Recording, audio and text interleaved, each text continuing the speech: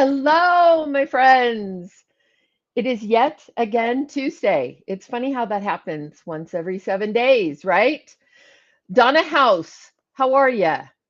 Amy from Alabama, Ivy from Charlotte, Elizabeth from Oro Valley, Arizona. Cool. Okay.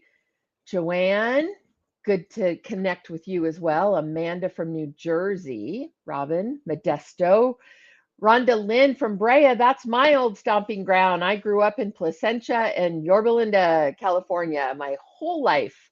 Laguna Beach, loved going down Laguna Beach and hanging out there when traffic wasn't crazy. Nashville, I'm heading to Nashville in a little bit. Krista, oh, you have a question. Okay, we'll get back to it. Hello, all you guys. I see Lynchburg, Wisconsin. Jackie, I'm excited too. Rosie from Hi Rosie, how are you guys? I follow you on Facebook, so I see your kind of jaunting around and your adventures. It's great to see you guys. It's great to see all of you. I just haven't connected with Rosie in a while. Hi Kristen, Joanne. Awesome. Well, hi Leona. It's a very pretty name, Leona.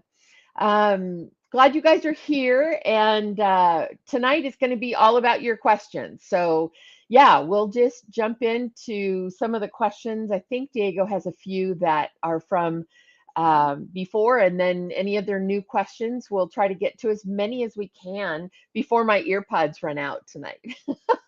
So that's my automatic timer is my earpods telling me that the battery's going to die. So anyway, how to properly vet industry opportunity is a good question. Key things, terms, conditions to search for, either to confirm or to perhaps shy away from certain projects. So a lot of it is going to be you doing your own due diligence, and some of it is just a gut instinct. And I believe that that's part of how God sort of speaks to us is gives us sometimes a real peace about things and then other times a lack of peace and just a sense that something's not right. So definitely listen to your gut, what it's telling you. But as far as vetting, this is where again where IMDb Pro is really, really super helpful because really anyone who's doing work in the industry, legit work in the industry, has some sort of presence on IMDb because you can list short films and student films and you can list a lot of different projects there. And so if there's not even an inkling of a presence, that would be a little bit of a red flag. I would Google them. And if you're really unsure, sometimes you can even Google like their company name and the word scam or the person and the name fraud, like keywords that might bring up if there's a thread out there about someone being dishonest or someone who might have gotten scammed by them or something unscrupulous. But it really is just about being a little bit of a detective at the time and then listening to your gut because at the end of the day, that's going to be probably your best source. But it's another reason to have an IMDb Pro account because that can be very helpful to even see if they have a presence within the industry that looks legit. Um, Now, not everything on IMDb Pro is true. People have falsified their resumes on there and made themselves out to look like something they're not. So that's why I say don't just rely on that, but uh, use it in conjunction with maybe the other sort of Google things you might ask. I worked with a guy at one point that at first everything seemed fine. In fact, I was introduced to him through a very good, trusted friend. He had all kinds of things on his IMDb, but as we went along in the process, red flags kept going up. And I finally started to dig deeper into his IMDb and the credits he listed on big films like Fast and Furious and all these big action films. And what I realized is that it was all completely false. He sort of buried his credits in the post production world where there's a lot of people involved in post and would give it like, special effects supervisor or, something where it'd be hard to know for sure unless you watch the credits of every film. But as it turned out, he was an actual fraud, and unfortunately, not a good guy. But you gotta just be sharp and get in tune with what to look for, I think, and then just listen to your gut. If something doesn't feel right, at least vet it out for sure. Um, okay, your thoughts on what we should do about AI. You know what?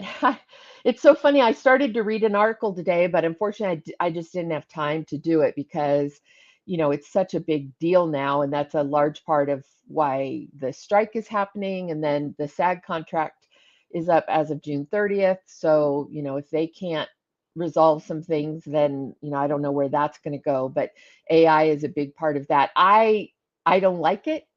I have a very good friend who is involved in that, and he keeps showing my like, look what we can do, and he actually casts voiceovers to go with these AI images, which I don't feel comfortable with, but it's a reality of technology now in the future. For me personally, it opens up a Pandora's box of trouble and questions. I'm sure there are great applications where it's a positive, but it's a little troublesome to me, how good that technology is, and um, yeah, I'm a little concerned about how it might be used in the wrong hands. I feel like it's one of those, again, one of those like superhero plots where we have this weapon that could be used for good or used for evil, and in the wrong hands could literally destroy the world. And yeah, I think it could do some real damage. But I have to say, I'm uneducated in the area, so um, yeah, that's just purely my initial opinion. It's something I really have to educate myself about. So maybe I'll find someone who's a real expert on it and have them join us and talk about, how that's going to affect and why we should, like, what are the pros and the cons. So I'll try to seek out someone who knows much more about that world and how it might manifest in the future. So yeah, if any of you know one of those people, message us and we can potentially reach out. So yeah, but good question, very valid for sure. Okay, I'm going to shoot a few speed scenes for my reel. Good. My agent says to make sure they are TV quality. Do you have any tips for shooting these? Excuse me. Well, thankfully, your cell phone camera likely is good enough quality for what you need, because it's gonna end up digitized anyway. So yes, you want it to be good resolution. You want it to be, I think when they say TV quality, like the lighting needs to be good, the miking needs to be good, and um, you want to make sure that it's shot on a strong enough resolution that when it is digitized and kind of uh, condensed into the format to upload it and make it shareable and all those things, that it started out with high enough resolution, high enough quality that it doesn't deteriorate in that process. So yeah, there are cameras, consumer cameras now that do all of that stuff, but I would really consult with someone. I don't know where you live, but I would consult with someone who's either a film student or someone who's a filmmaker that to help you set up the lighting of it, and just to make sure all the tech specs are good. Maybe do a test first and run it by some people before you go into all the effort of doing the full, um, scenes. Um, because yeah, you just technically want to make sure that it's good on that side so that there's no distractions and they can just focus on your acting. And the more professional those scenes look, then the more professional you come across when we're watching them. So that would be find some filmmakers who can mentor you or who can advise you on the tech specs for it. So have you seen actors with a little film experience? I have a lot of theater in my background. That's very common. Be successful in booking against actors with tons of film experience. Well, yeah, absolutely. It when it's down, it's really when it's down to the audition, we're not it's not resumes that's going to break the tie. If you're tied against someone, it's not resumes. We're not going to stare at your resumes and decide which one has the better resume. Now, if there's a concern, if there's a concern that someone is maybe less experienced and a little more green, then if they also don't have film credits, it can be a little, there can be a concern that maybe they might get on set and get overwhelmed. But typically, if you're up against someone who has a lot of film experience, it's going to come down to really the performance and just which version of the character the director more strongly responded to. Again, there's not a right or a wrong, it's just which version, because each of you would be a slightly different version of that character. And it's kind of like a flavor of ice cream, which flavor of ice cream. All the ice cream's great and yummy and wonderful, and it could all work. But what's the flavor that most makes sense to that director? So, yes, it's about your ability to translate what you've done in theater as far as your experience. And understanding the differences and the nuances between theater acting and film acting, and making sure that we can't tell that you've never been on camera before or that you have little camera experience, and mostly stage. Because usually the tell, as far as someone who's more stage, is that they tend to be bigger. The expressions tend to be bigger. They tend to um, uh, just sort of sell the scene much bigger, and their gestures and motions and things, that tends to be their first instinct, as opposed to more subtle responses and subtle adjustments. So if you have learned to take your theater acting and modify it and adjust it for a camera setting, then it it won't be as big a deal as far as your, whether it's theater or film experience. So basically, you just have to work really hard to overcome that objection by knowing how to make that adjustment. Because it will be a concern if you're tending, if your first instinct is to go more theater, more broad, more big, um, and the director may feel like they're going to always have to fight that, pulling you back every take, pulling you back every scene, and that's just tiresome.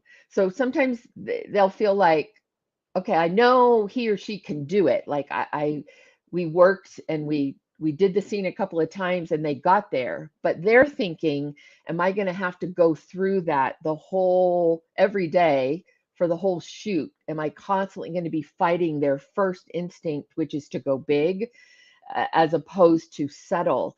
And when they think about that, that becomes problematic because it's exhausting and it's time consuming if they're constantly having to just keep pulling you back and pulling you back. So the more you can learn and adjust your acting, the less it's going to be an issue as to whether your credits are theater or film. Yeah. I see so many wonderful people on here. I just love it, you guys. What gets your immediate attention from a self-tape? Delivery, movement, appearance, emotion, improv, something different. See, every scene's different. So, um, immediate attention is what is the surround, what does it look like? So, just as long as everybody's clear and the tape, I can hear them and I can see them, then that doesn't become a distraction. So just clear away anything that could be a visual distraction for us.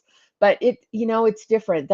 There is no magic potion for what it's about being in the moment. It's about feeling like you understand what's going in the scene, that you have a sense of what happened just before.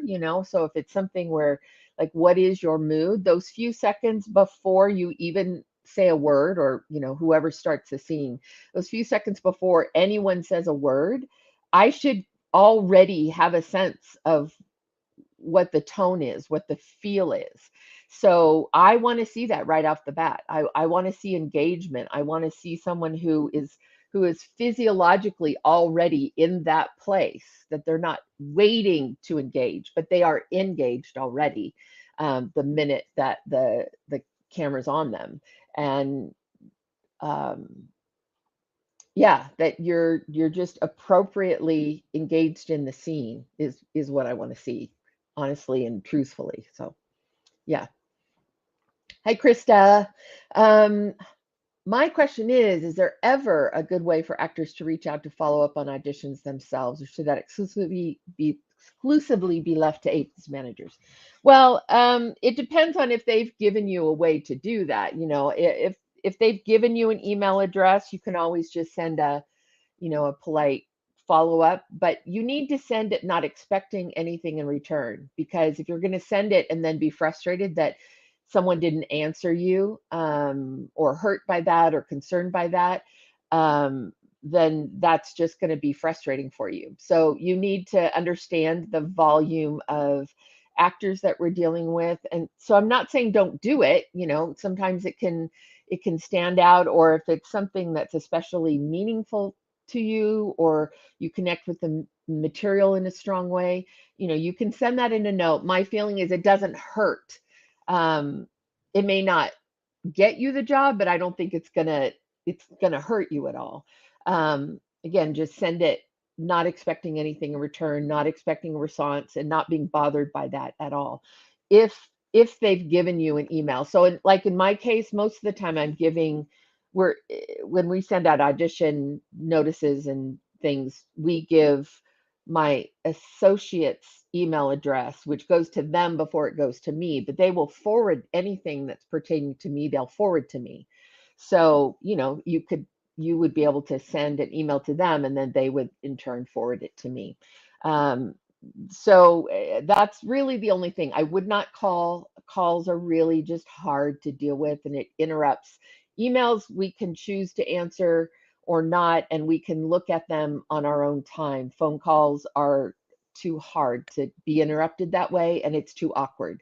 So really, I think that's the best way if you have an email address for someone to follow up. But just do it once, be done, leave it go, let it drop. Do not keep asking. And don't ask them for feedback. Don't call and be needy. I mean, don't email and be needy. Okay. The last thing you want is to come across as needy or desperate. Okay. Just email, say, love the audition. It was great, you know, meeting you. If you got to meet them, if you didn't, you know, as far as if it was a Zoom or something, if you didn't, just say, loved doing that tape for you. I hope you were able, you know, to see it. I really connect with this project, and it would be great to work with you. Have a great day. Leave it at that. Not, could you give me feedback, or what did you think, or I'd love to know your thoughts, or I really, you know, I just would love to get this role, and what can I do better? Like, don't do any of that. That's going to be an immediate turn off. So yeah, those are my thoughts. All right, Laura Ann. Has cast been selected for the Forge for those who auditioned already? We have not made final decisions. We've gone through all the, not all the auditions. There's still some roles we haven't gone through yet, but we are in the process of narrowing down our leads. And but there's still some more supporting roles and some local hire roles that we have not gotten to yet. But we've gone through a lot of them. So yeah, we're well underway on the Forge. Leona, how was the conference in Florida? It was great. It was really awesome, and awesome for a couple of different reasons. One is, of course, I get to see a lot of colleagues and friends that I've worked with over the, you know, 30 years I've been doing this, and oftentimes we don't get to see each other except for those conferences, and so that's always great. You know what it's like to kind of be able to talk shop with someone who totally gets your world. And um you know, my family, the people that are around me don't have any clue about film, and I don't talk about it much. But when I can be with people who get this world and get what we're doing, and I can be inspired by them and challenged by them, that's just great and awesome. And just the friendship we've built over the years. But the second thing was I just heard some great people, you know, speaking and talking, and couple of several of Diego's clients. Michael Capon spoke, and man, I called him like the Christian um, not Pat Roberts. Who's the big like motivational speaker? I don't know why it's totally Tony Rob. Yeah, Tony Robbins. He's the Christian Tony Robbins. But no, he was great sharing his perspective and his experience. If you don't know who Michael is, Michael Copon, Copon, he was on One Tree Hill for a while. He was a young, uh, played the rock at a younger age. He just really, really gifted, and he's doing some great work. He and his wife are doing some great work in Atlanta. And there you go, Scorpion King with The Rock, Power Rangers, Hallmark, and a really, really passionate man of faith. And he just shared some really good insights about kind of setting goals and where do you want to be and priorities in your life, and what it means to challenge yourself and be successful, right? Like that idea of what is success and all of that. He at one point had what everyone would define as great success, but he kind of considers himself more successful now.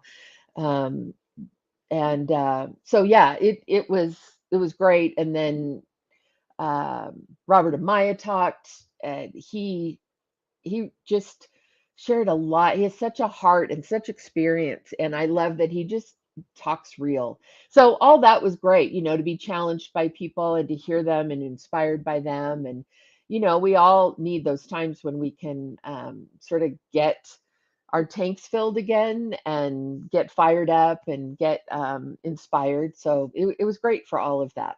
I really, really loved it. So, and for any of you who don't know what we're talking about ICFF, which is International Christian Film and Music Festival. Diego, you're so cute. Um, International Christian Film and Music Festival, and it takes place every year in May down in Orlando, Florida. So, um, yeah, so it was great. It was great. Saw a lot of people, and had several of our Tuesday night fam show up. Adam Thayer, I see him on here, and we spent some time. We went and had coffee and chatted, and Adam just had some new headshots done that are amazing. They're amazing, these headshots. In fact, okay, hold on just a second.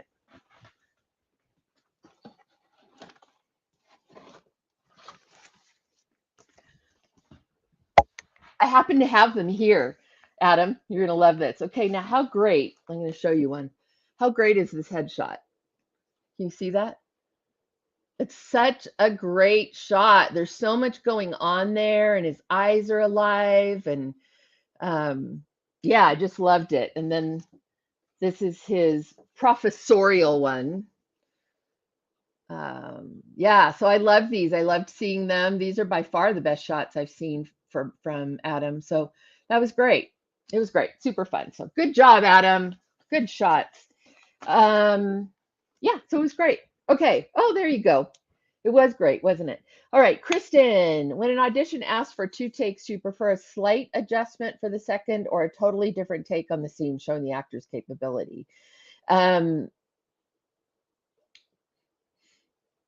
it just depends on what's going to feel honest for you. I don't I don't think it's necessary to go for a big change unless it's something you can do authentically. So to just make a big change for the sake of making a big change, I think can feel false. So do whatever you can do in an honest way, um, in a way that feels connected and real. And if that can be, a more distinct change, then great. But if not, I would make sure whatever you do is grounded and authentic feeling for sure. Okay, Diane. Hi, Diane.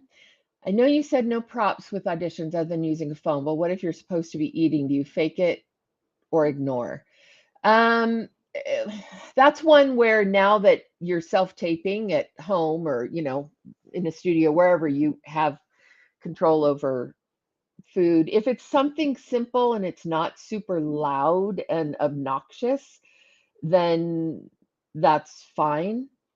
Just make sure you're not like choosing something that's going to just be crunching the whole time, or that is going to end up being distracting for you and create um, something that actually takes away from the scene, or causes your mind to go out of the scene because you're focused on that. Um, yeah, it just needs to be something simple, something quiet. Unless, of course, the scene calls for some obnoxious sort of crunching or something. But otherwise, just make sure it's not loud, make sure it's just simple, subtle. So, um, well, that's cool. Diego just said we hit 100 people tuning in. Woohoo! That's great. Okay, Donna, are bookings on Actors Access safe? Yeah, I mean, I would say most of them are, but like anything, you need to vet. So, I mean, I book through Actors Access. I post through Actors Access, and a lot of very legitimate people. So I'm wondering if there's more clarification to what you mean by that, because kind of like the earlier question, which is just vet people. If something doesn't seem right, then vet them and look and do your research. Because I mean, there's probably people through the breakdowns that aren't all legit either. So I wouldn't just be suspect of Actors Access. It's really about the posting and what is the project and where are they shooting and who are the people? Have they done anything? Um, what are the conditions? Of course, never doing an audition in a hotel room or at someone's house, or if it has to be at like someone's house or in that situation, take someone with you and insist that they, go in with you. Just be smart. Just be smart. In this day and age, we have to be smart. So yeah, use your instincts. Hi, Jackie. Do you keep actresses in mind when they've already read for you, but you haven't cast them yet?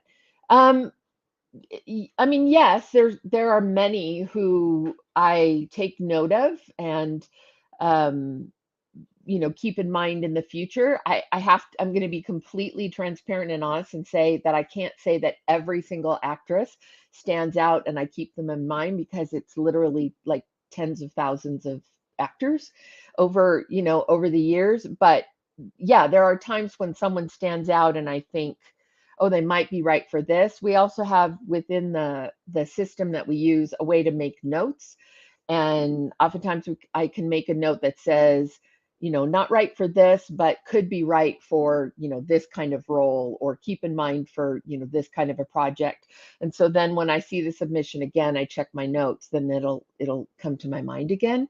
So yes, it does happen all the time, but I can't say that every single actor that comes across, my screen is remembered distinctly. But I can say that every tape is watched. So, you just keep, like we say, you just keep throwing the spaghetti up against the wall, right?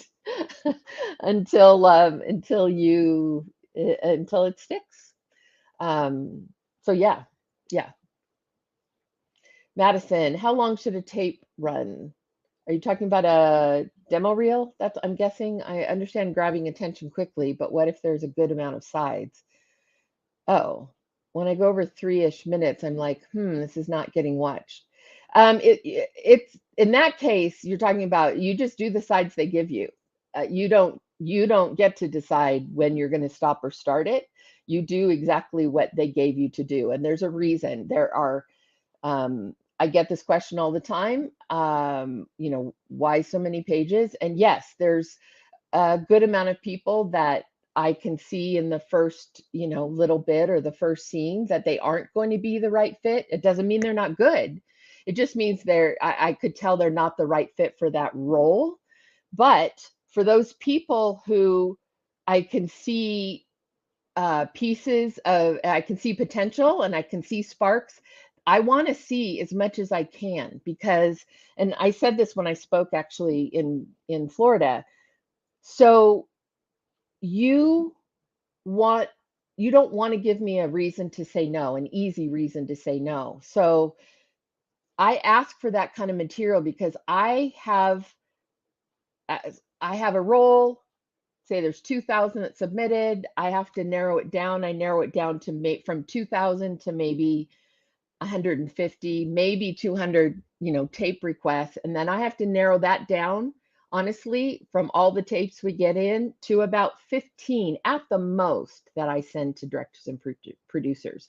So that's why I want the material, because for those that I'm trying to decide who those 15 are going to be, I need to see as much as I can to determine who are the best 15 for that particular role and that particular director. That's why, because I have a process by which I have to get tighter and tighter and tighter. And the more material I have, the more it allows me to make a better educated decision about who I think the director and producers are going to respond to more favorably. So that's why we ask for the material. And when you're in that process, it only helps you. It only serves you well to do a great job on all the scenes. And for those times where it isn't the right fit, it's still you doing the work is a part, like that's a part of your exercise, doing the audition, putting yourself on tape, going through the process of doing the character development work and all of that. Don't view that as a negative. If for some reason you feel like your last scene didn't get watched, well, that doesn't negate the work you did to do it, right? And then for those times that it helps you get to the next level, then awesome. Yeah. So, um, Jana, I'm setting up public Facebook, Instagram, TikTok accounts soon. As a casting director, what is something you would not want to see on there? Certain types of posts, etc. Well, I mean, you have to be careful. It's those are your social media. You have the right to do and say whatever you want, right? So I'm not here to censor you. But I will caution you against getting overly combative as far as when it comes to like political issues and things like that. You want to be true to yourself. So if there's something you feel passionately about and very strongly about, those are your platforms to do what you'd like. But you may choose to share some of those things on one platform and not another, or maybe have your actor account versus maybe a private personal account.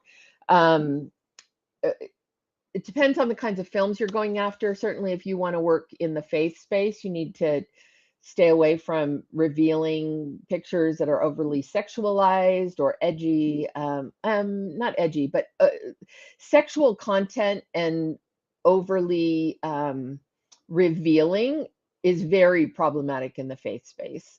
And so I would stay away from that. Anything that's just hyper suggestive or sexualized. Um, and uh, yeah, anything that's really going to be dividing or divisive, or um, from a professional standpoint, looked at as someone who might cause division or be combative or um, be difficult. So you just want to keep that in mind, those perceptions. So again, I don't want you to not be who you are, but you do need to be mindful of just how those things will come across and how you want to use that. So, okay, Laura May, even as a CD, what's your process to determine whether or not a potential project and the team are a great fit for you? Um, it's actually not totally unlike you guys as actors. I'm going to do my own homework and vet the team, who are, if I don't know them already. Fortunately, I I work with producers that I've worked with in the past, and I get to work with them multiple times, which is great. But if it's a new team to me, one of the first things I do is I research them, IMDb, anything on the net, just so that I can understand who they are, if they have a website. I read the scripts, and uh, not every script resonates with me as strongly, and I feel like if it's not something that I could do passionately and get involved passionately, then they deserve someone who will. They deserve someone who will be as passionate about their project as they are. And so if I don't feel for some reason that I can do that, then I I do them a disservice if I'm not honest about that. And sometimes the projects are wonderful and the subject matters are really great, but it just may not be something that I'm particularly resonating with, or it may be a story that I've done in the past and kind of don't feel like it's my time to revisit it. So, yeah, and there's a lot of other things as far as what else is on the plate and what's the timing and the budget and all of those things, because I really want to make sure that they they have the resources to do the story justice. And different stories involve more, complicated or complex budgets and things like that. So, I look at those things because I would love to know that down the road they have the experience and the resources they need to do a great end product, because at the end of the day, that's what we need to elevate, especially in the faith space, we need to elevate the final product and do projects that will get seen and have a platform. um, and yeah, so yeah, that's kind of my process most of the time. Jackie, love your nail color. Oh, thank you very much. It's always some form of purple. So this is sort of blue purple. You mentioned vetting projects, but faith-based casting doesn't give a lot of info on projects. I'm new to that website for submitting. So you can vet the people. So every listing will have the producers, like all the key people involved. It'll have that. So you can definitely vet that. Once you've initially auditioned, if they want to take you further and put you into a callback, at that point you can begin to ask for more information. Certainly, if you get to like a chem read situation or a second callback, you can ask for a copy of the script. So for the actors, the vetting kind of comes in stages, but starts with the team and any past projects they've done. That's kind of the first steps as far as vetting. And Tina, I saw Tina asked a little bit ago, I'll go back to that, about whether I watch every tape. I think she asked that. Yeah, do all auditions get seen by me? So it's a combination depending on the amount of tapes we have coming in at a given time. I have two very, very trusted associates, and so um, there may be characters, typically the leads will, but there may be characters that they'll do a first pass just to. Sometimes there's just really obvious. Uh, it's obvious that it's not the right fit. So maybe the director has, originally it was going to be all ethnicities, and then the director has informed us, I'm really focused more on Latin. So, then we fine tune our search as we're going through tapes with that new information in mind.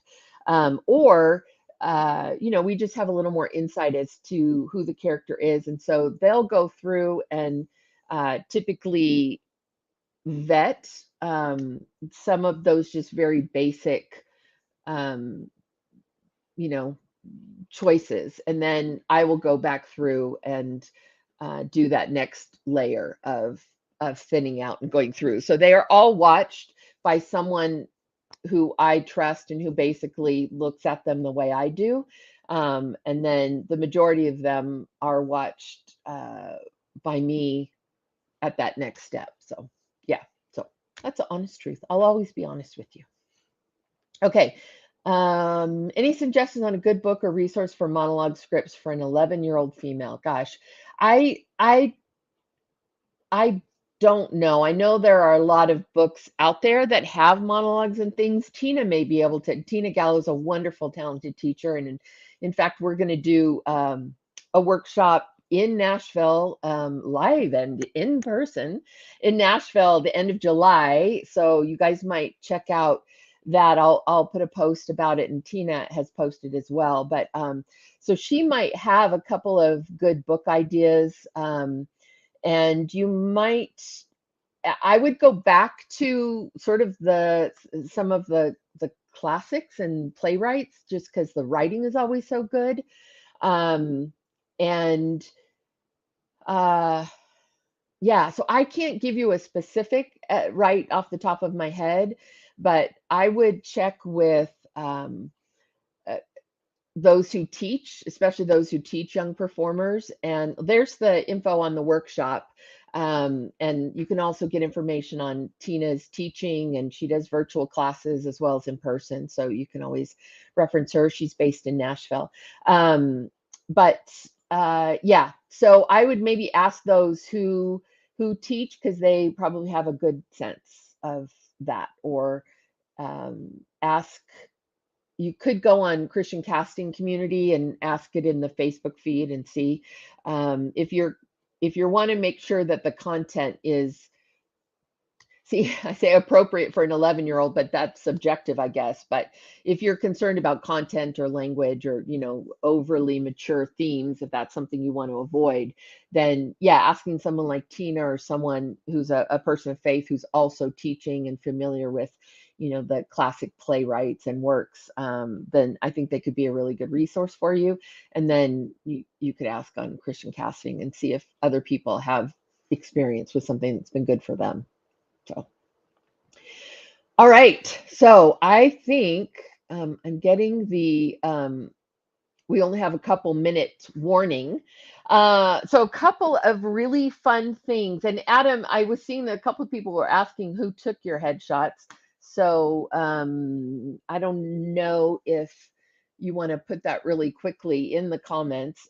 It was Jonathan Stoddard in LA. There you go. Jonathan Stoddard in Los Angeles. Um, and so next week I'm gone. Okay. So next week I won't be here. So you guys have an amazing Tuesday next week. The following week we'll be back, and we have actually so many things that and that we're thinking about doing. We'll do another monologue session, and then I have a couple of friends who want to come on. I think you'll really enjoy their perspective as well. So yeah, great things planned. So I love and appreciate you guys, and love all of your comments. Love how you guys are giving each other information. That's exactly what we want to build here, our little Tuesday night family. So thank you. I hope some of this has been helpful. And again, as always, you can share out the live to people if they will find it helpful too. And like, share, all those things that you do, that we do. Okay. Love you guys. Jared, you are so welcome, because you give love to this crazy casting director. So I'm grateful for you too. All right. Appreciate you guys, and we will see you in 2 weeks. Bye.